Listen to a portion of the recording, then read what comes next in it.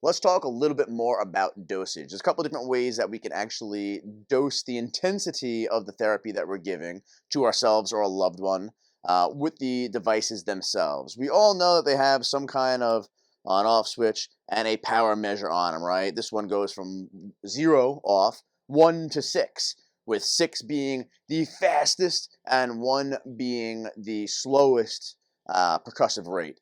However, that doesn't necessarily mean that 6 is the highest dosage. It just means that the rate of delivery is faster.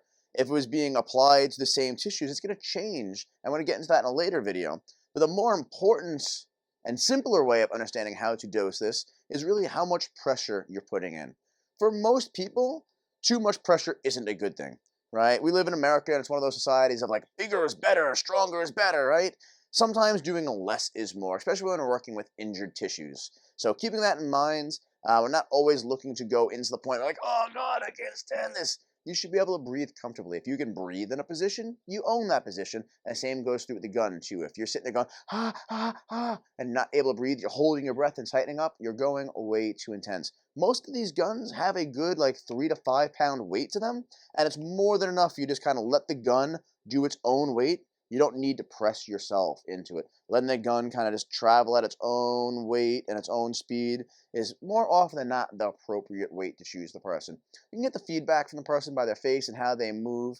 Another great way of getting feedback as to how much tension you're putting in is to actually allow your hands to make contact around the area where the gun is moving.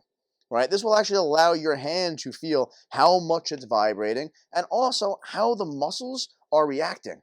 Is the leg going and jumping away? Is a person tightening up in resistance? And you'll be able to feel with that sensory hands around it and moving the two together. All right, this will actually allow you to feel the rate and rhythm, the depth at which the machine is pulsing, and how the tissues around it are responding, both of which are super important because we don't want to hurt when we're trying to heal, right? All right, enjoy.